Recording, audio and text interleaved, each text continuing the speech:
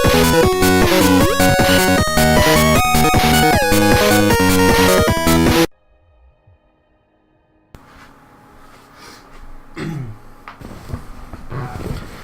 everybody and welcome back to INSANEBRIT Gaming. My name is VSDA and this is Assassin's Creed Syndicate review.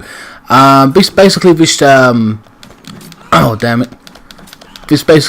starts off as you are Jacob and Evie Fry, and you basically go to London to find a piece of the Shroud, or a piece of Eden as it were, to find out that the Templars are also after this piece of Eden in London, and you have to take on the main bad guy who never really gets seen during the entirety of the playthrough, about 3 times max, maybe 4, in Starrick, who controls government, and of course the Templars control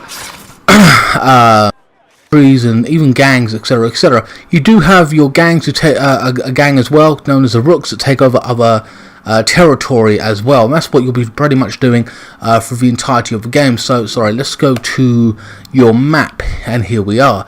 As you can see, all these red bits I do not own, but slowly but surely, as you progress through the entirety of the game, through stories and missions, well, specifically gang related territories, you will slowly take over the entire city of London. It is based in 1886, no, not 1886, I think 1986. You know, the Industrial Revolution as it were, and you're not actually dressed as a Templar. For the most part, you're in like rags. This particular costume that I am wearing right now, I got through an unlockable, one of many unlockables, to be honest with you, which was boring and dull to even get, and a bitch to get, so I got it off camera. It was far too grindy. Anyway, you do play as brother and sister, so there's like a dynamic there. So it gives you the option of playing the boy or girl character kind of scenario, which is a row continues on about strong female characters and stuff like that. I personally feel this deals with the situation in terms of wanting more strong female leads. She is a bit of a strong character. It is a dynamic, and as someone who predominantly plays male characters in most games, it didn't bother me either way to play a female character. You know, they have separate missions as well, so you have to be one or the other to do their specific missions, which is a good thing, and it makes it a little bit more interesting in that aspect. As for the actual characters themselves, I hate to say it, but they are kind of generic.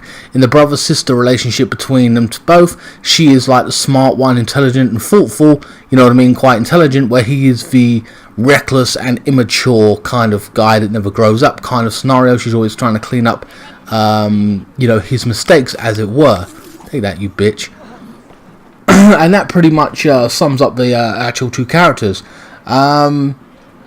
The voice acting is pretty good, I wouldn't deny that, but the voice acting is pretty decent.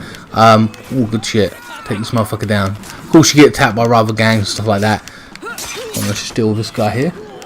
The graphics are amazing and absolutely brilliant. I mean, if you're watching this and it's going phasey in and out, it's not because of my recording, it's because of YouTube's codecs. It's basically like trying to fit in a PS4 game into a PS2 memory card. It's basically on YouTube's end. But the graphics are absolutely stunning. One of the best games that I've played in recent years, because I've been trying to catch up with all the recent games, 2015/2016. So yeah, it is brilliant on graphics. I have no complaints there, as well as the actual voice acting. Side content, in my opinion, does get a bit boring and dull in respects to the actual main story as well, because let's face it, it does suffer from open world syndrome. That's basically where the missions do become somewhat repetitive in terms of taking over territory and you know, taking over gang strongholds and stuff like that, you know, killing specific individuals. Once you've done it 5 to 10 times, you've pretty much done it all.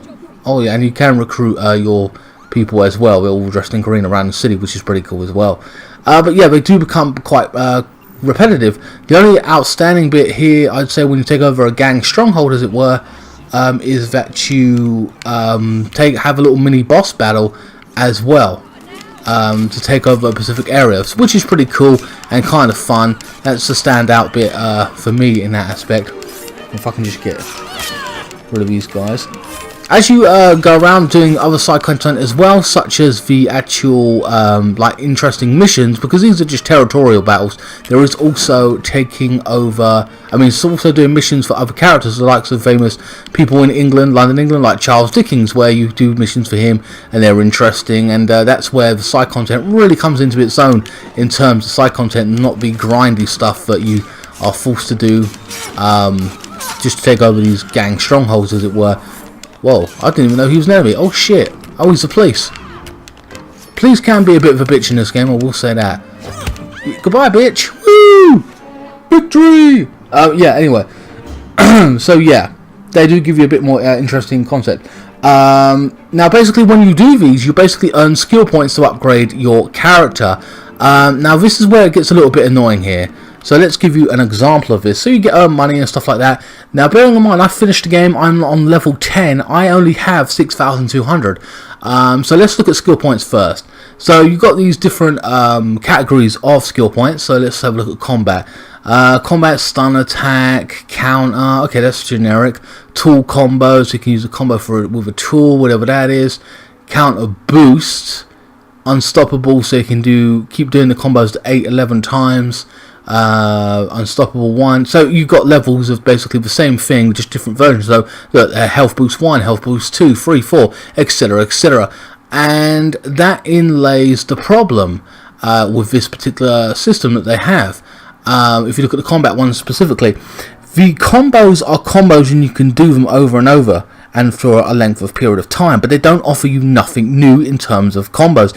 You don't have to, I don't know, break someone's neck in the first half hour and be like, oh, that's really cool, and then 2 hours later you can break their arm, break their neck, you know what I mean, kick them in the face, you know what I mean. You can't do an awful lot. It stays with one narrative and you repeat the process over and over with 1, 2, 3 cinematics, but other than that you don't get anything more than that, and that's kind of disappointing. All throughout the game I felt like I was doing the same thing over and over again with these combos, because as I progressed and upgraded, as you can see, I've unlocked everything. It didn't offer me nothing new. Oh yes, my health went up in strength and stuff like that, but it didn't offer me any new moves, and that kind of sucked. You can also upgrade your stealth and stuff like that, and lockpicking ability as well, which is a good thing. It just makes it faster, because they've taken away the lockpicking ability as you were in the previous games, like, you know, sticking that little stick thing in it and then you'd break it and have to go find some new ones to come back. I could never do it, pain in the arse. So they casualed that up just by holding circle, and that's fine, that's great. I don't care about that. That's a positive on my end. As for the ecosystem itself, Eagle Vision is back. Scavenger, you kill someone, you take all their stuff. You know, and Scavenger 2, Driver, and you know, you can defense is a little bit better or whatever. You take less damage. Those things help in the long run, but it's just small stuff. It doesn't really do anything major for you in terms of combat or anything. Yes, it makes you just a little bit stronger, but it don't really offer you anything new, and that's basically the whole skill points. Gang upgrades as well, you do get like an ecosystem depending on what you invest your money in, but even now at level 10, I've completed the game, I'm only at £6,000, and you look at some of the prices of this stuff. Okay, so look, for example, that is only the second thing on that side to upgrade where you have football tournaments or games or whatever. 10,000. I struggled to get 10,000 in the game, and I was doing side content, you know what I mean, a lot of the grindy stuff. Not all of it, I won't lie, because I chose to do main story, but you know what I mean. I did a lot of the taking over the areas and stuff. I thought build my economy up, and I still haven't even got that, and that was kind of frustrating for me. Maybe I should have focused on that, but I felt the ecosystem kind of sucked, and maybe that's why I in particular struggle with money.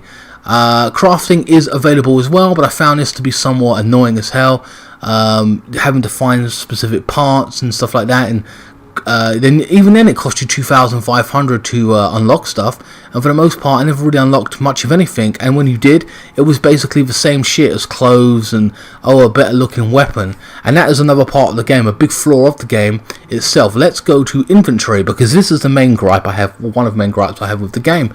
Weapons themselves. Look at the weapons. So let's go straight up to the top and let's talk about weapon 1. Ooh, look, it's a knife. Interesting. Okay, so let's go weapon 2. Ooh, look, it gives you a bit of extra power. It is the second weapon. Okay, weapon 3. It's the same weapon, just a little bit more power and less stun and lethality. Okay, weapon 4. Okay, it's the same weapon, just a lot more power.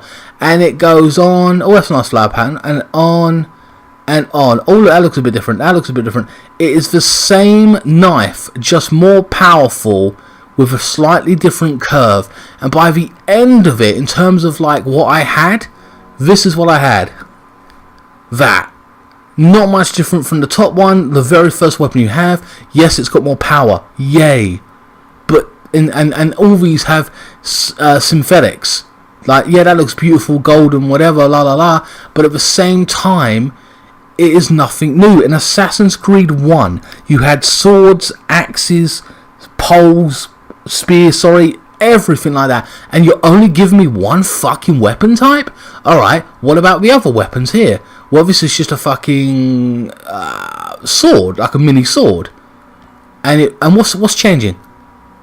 The power's changing, but the length ain't changing. The weapon itself ain't changing. It's just, oh, it's got a different head on it. Oh, look, it looks like a dragon. Oh, look, it looks like a walking stick. Who gives a shit? Nobody cares about this. It's bullshit. I think, look, when you get down to the bottom one, oh, that looks kind of interesting. But you see what I mean? It doesn't give you anything new there. So that's two weapon types I've just told you about. And it's the same with the knuckle dusters. The knuckle dusters are the same thing, look slightly different, but it's still the same weapon. You know what I mean? Even with like a gun, you know, there's a difference between I don't know, an old style gun from these kind of times to a Gatling gun to an assault rifle. A gun, but they're very different. These are the same weapons, do the same things. Nothing new, nothing major throughout the entirety of the playthrough. And that's just weapons, so you look to the right. Assassin's Gauntlets. What the fuck do these even do? Black leather gauntlet. You know, 5 different things maybe. I don't even know. I upgraded to the very best of what I could at the time, which is this one. You know, and it gave me better whatever. A crowd of dusk after dusk or something, you know what I mean? And it just nothing really amazing there. You look at firearms. Now firearms are the same thing. They got slightly better stats. So you got that one was basic 101.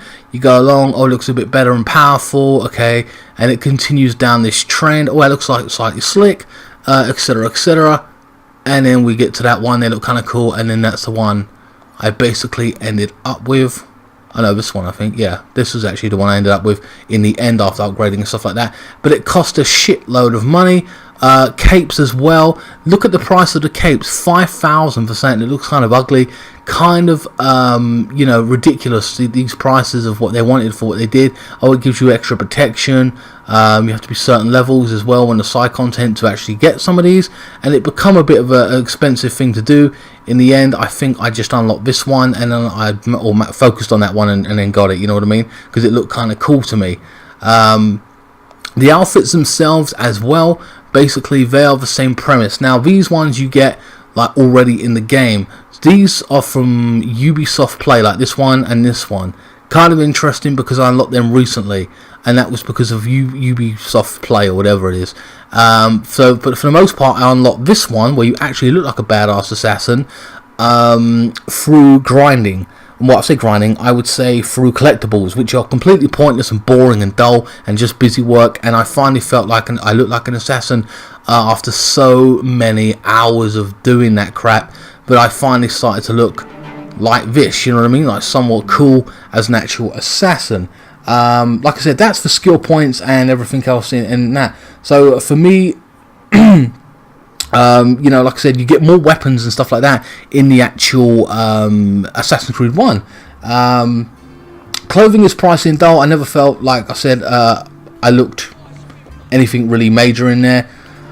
The main missions themselves were somewhat decent, but I found myself only rating them on average at basically 2 stars. Hold on, let's kill this guy. So 2 stars on average, you know what I mean, for the main missions, because they never really stood out to me as much as they should have. Now I played all the previous Assassin's Creed, so you could argue maybe that my expectations are kind of high, but to be honest with you, I only gave 3 to 4 missions out the entire playthrough 5 stars because they were that interesting to me, and that was like, you know what I mean, towards the end, or some, you know, hit and miss every now and again, which I felt were different, stood out, or somewhat interesting, you know what I mean. Other than that, it was pretty poor, I felt like, in terms of the dynamic of the actual missions themselves. Hold on, let's get rid of these guys. You're pissing me off. Fuck off. Yeah, I shot the motherfucker. Good. Sweet. But you see, as that combo there, for example, I'll do that over and over again. What? Where is this guy? Oh. Fuck. Yeah, you bitch. Okay, I've got to get this one as well. Take over this area. Bye. Everybody dead?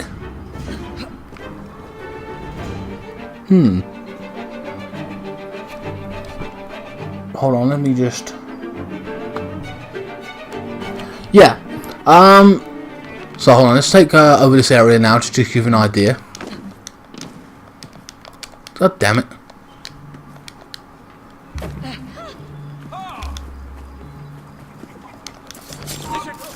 Yes. Oh. The hell? There we are. Trying to just kill this guy and then we can take this area, I think.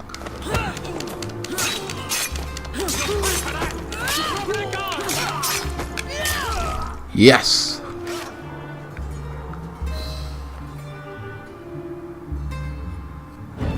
And basically we've taken over that area and then we get these rewards and stuff like that, and as you can see you can rate them. That weren't that interesting. You'll get many of those, for example. So for me, in actual fact, this game, when it comes to it, the pros of this game as follows: good graphics, the switching between brother and sister dynamic, easy story to get into, and an okay ending for me. In particular, again, we've taken that area. Not the best ending, but an okay, especially compared to the likes of Black Flag, because I weren't interested in it. You do have like a boss fight, but don't worry, I'm not going to spoil it for you in that particular. You know, I'm not going to ruin the ending for you. That piss everybody off. So yeah, so that was good. It was an okay ending. Interesting side missions when you get to meet with other characters. The acting is pretty good, and voice acting. You do get mini boss fights where you actually take over a gang stronghold. And then this was just a taking over an area, I believe, not actually a stronghold. So you do go face off in a one-on-one battle where it's your gang versus rival gangs, which I thought was pretty interesting as well. And you do get gang upgrades, but I wasn't really thrilled with that because they were quite expensive. But then again, I think maybe I played the wrong way in that aspect. I spent my money on the wrong things. But when you're trying to upgrade and get more power to play the game and get to high levels, you know what I mean? But maybe that was just a misjudgment on my part. Anyway, the cons for this game is basically generic characters. There's not enough interesting main missions, repetitive grinding and catching enemies, and putting them basically in your actual cart and stuff like that. Not enough combos. About 3 or 4 to 5 weapon types for me as well. Sorry, let me just kill this guy. Yeah, let's just hijack it, fuck it. Oh yeah, everything felt too damn expensive and you felt poor throughout the entirety of the playthrough. Even now, I've only got 6,000 left and I can't really go and spend it on and upgrade my gang fully unless I do more ending grinding work, as it were. And that's after I've completed the entirety of the actual game in itself. 45 videos, it took me about 22 hours overall. The collectibles, as I said, were boring as well, and there are far too many. Clothes are pricey, and there's nothing new in terms of offering anything in terms of gameplay, other than maybe these chariot battles that you might have, and even then, you know what I mean? You still climb around like Assassin's Creed. It doesn't offer anything new. Hence, you get something like a rope where you swing around, like you're almost like Spider-Man to a point. You know what I mean? There's nothing really new to adding to the actual gameplay. So for me, overall, with this actual game, I'm going to give this a 5 out of 10. It is average compared to the rest of the Assassin's Creed series, and I would recommend you guys go out and play Assassin's Creed Black Flag. It's a lot better game, more interesting, and ooh, look, stabbed the motherfucker. Nice, ghosted him. They're just Black Flags is a much better game with a unique concept. In this one you're running around the city like you've done in Unity and all the rest of it. You know what I mean? You've been here, done that. Where Black Flag offers you a lot more dynamic, interesting story and characters and a different setting. So yeah, for me, a very average game, very disappointing compared to the Assassin's Creed series what I have played. I don't know how you guys felt about it, so overall a 5 out of 10 for me. Please like this video, put it on Facebook, Instagram, Twitter, you know, share it around, and you can follow me on those links as well. They'll also be in the link in the description below. Also, don't forget to check out my affiliation with Razor.com, and at the end of this video, if you don't want to buy the game yourself, you can always check out my playthrough, and you'll pretty much find out the story in the first 5 or 10 minutes, you know what I mean, in the first video, and you'll get a really good grasp and concept. But that is about it for this video, guys. I hope you guys enjoyed it. I know it was pretty short and sweet. It's a bit hard to play these open world games and talk at the same time, because I have to get everything I have to stay in order. But I will see you next time, and don't forget to check out my Gears of War playthrough. Also, Doom's coming up, and we have unboxings and stuff like that. And I also do my food reviews. So guys, I will see you next time. Thank you so much for watching.